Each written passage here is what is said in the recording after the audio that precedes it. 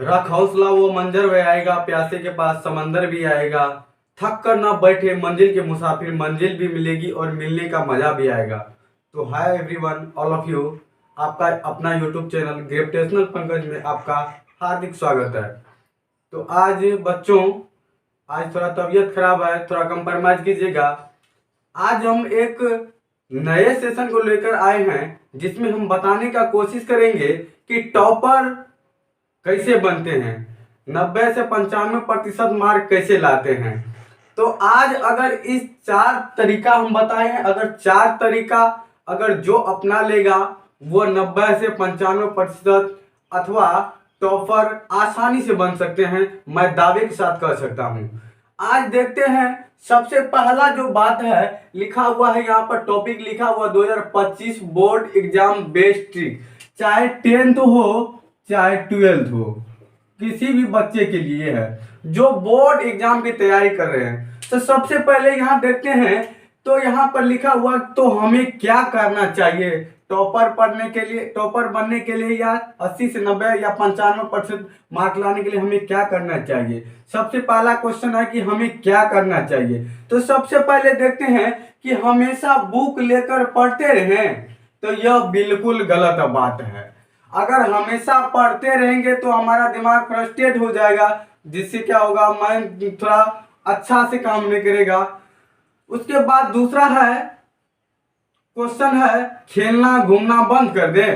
तो नहीं, खेलना घूमना कभी भी बंद नहीं करना है। क्यों? क्योंकि खेलने से घूमने से क्या होता है, दिमाग थोड़ा क्या होता है, दिमाग थोड़ा चंचल होता है, जिसके लिए क्या करना पड़ेगा, खेलना घूमना बंद नहीं करना चाहिए। उसके बाद देखते हैं, ये दोनों पॉइंट समझ लिए कि हमेशा बुक लेकर नहीं रहना चाहिए, खेलना घूमना बंद कर दे नहीं। उसके बाद देखते हैं एक कड़वी सच्चाई। लोग देखते हैं गांव घर में या देखते हैं मार्केट में, सब में क्या होता है कि जो बच्चा 8 से 10 घंटा पढ़ता है वो उसको 60 से 70% मार्क आता है, लेकिन जो बच्चा 4 से 5 घंटा पढ़ता है वो 80 से 95% मार्क लाता है। तो ऐसा क्यों होता है? ये कड़वी सच्चाई है बच्चों। तो ये ऐसा क्यों होता है? तो ऐसा इसीलिए होता है कि आगे हम देखते हैं कि कैसे होता है। तो सबसे पहले करते हैं कि टॉपर क्या करते हैं और कैसे करते हैं, और टॉपर वर्सेस आप में क्या है अंतर। तो यहाँ पर देखते हैं कि टॉपर का भी सेम टीचर होता है, टॉपर का सेम कॉपी होता है, आपका भी सेम कॉपी होता है, टॉपर का सेम बुक होता है, आपका भी सेम बुक होता है। टॉपर को भी 2 हाथ है 2 पैर है, आपका भी 2 हाथ है पैर है। तो आप क्यों नहीं टॉपर बन सकते हैं? आपका क्या कमी है? तो आज बच्चों इसके टॉपर बनने के लिए आज हम लाए हैं टिप्स, 4 तरीका लाए हैं, जिसमें हम पहला देखते हैं एग्जाम प्रिपरेशन। एग्जाम की तैयारी कैसे शुरू करें। सबसे पहले देखते हैं कि किसी भी एग्जाम को, चाहे बोर्ड एग्जाम हो या कोई भी एग्जाम हो, सबसे पहला जो कर्तव्य होता है, पहला कर्तव्य होता है कि सिलेबस की जानकारी होनी चाहिए। तो यहाँ पर देखते हैं कि पहला पॉइंट जो है, सबसे पहले एग्जाम प्रिपरेशन से पहले यहाँ देखते हैं कि सर्वप्रथम सिलेबस की तैयारी हो, सिलेबस की जानकारी होनी चाहिए। दूसरा बात देखते हैं कि हर सब्जेक्ट में कितना चैप्टर है।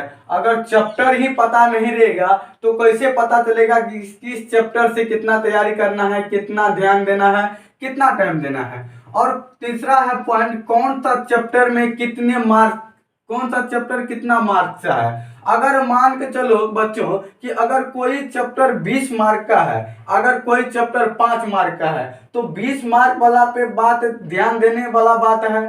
तो यहाँ पर वही बात है कि कौन सा चैप्टर में कितने मार्क्स का है। तो ज्यादा मार्क्स वाला चैप्टर में ज्यादा ध्यान देंगे, कम मार्क्स वाला चैप्टर में कम ध्यान देंगे।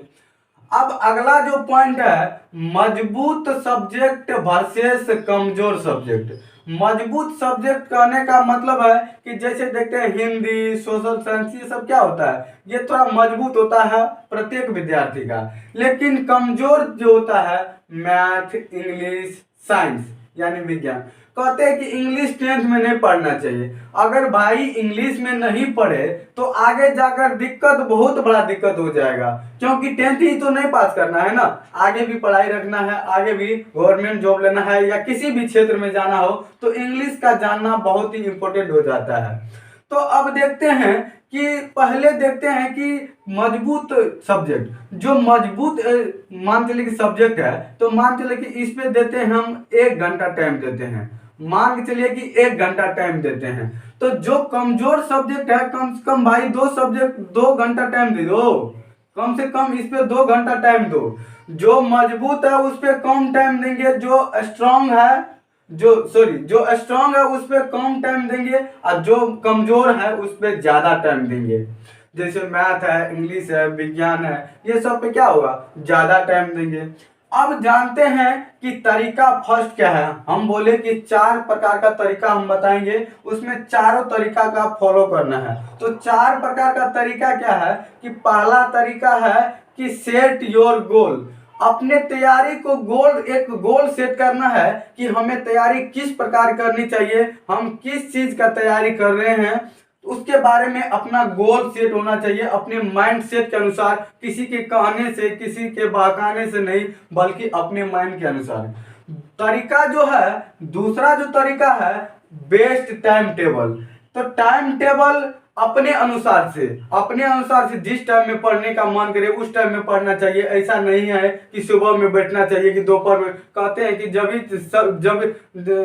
जागते हैं तभी सवेरा होता है, इसीलिए कहते हैं कि जब ही मन लगे पढ़ने में तभी पढ़े, अन्यथा ऐसा नहीं है किसी टाइम पे पढ़े। लेकिन एक लिमिटेशन बना ले कि इस टाइम में हमको इतना घंटा पढ़ना है, इस टाइम में इतना से इतना घंटा पढ़ना है, और प्रत्येक दिन पढ़े। अगर एक दिन पढ़कर छोड़ दे तो नहीं हो पाएगा, प्रत्येक दिन ये रूल फॉलो करना होगा। तो तरीका दूसरा कहता है कि बेस्ट टाइम टेबल। तो आपको टाइम टेबल अपने माइंडसेट के अनुसार फॉलो करना है और अपने अनुसार टाइम टेबल बनाना है कि दोपहर में पढ़ने में मजा आता है, कि रात में पढ़ने में मजा आता है, कि दिन में। किसी विद्यार्थी को देखते हैं कि रात में पढ़ने में मजा आता है, किसी विद्यार्थी को देखते हैं दिन में पढ़ने में मजा आता है, किसी विद्यार्थी को देखते हैं कि दोपहर में पढ़ने में मजा आता है, किसी को देखते हैं कि मॉर्निंग में पढ़ने में अच्छा लगता है। तो अपने अनुसार एक बेस्ट टाइम टेबल बनाए।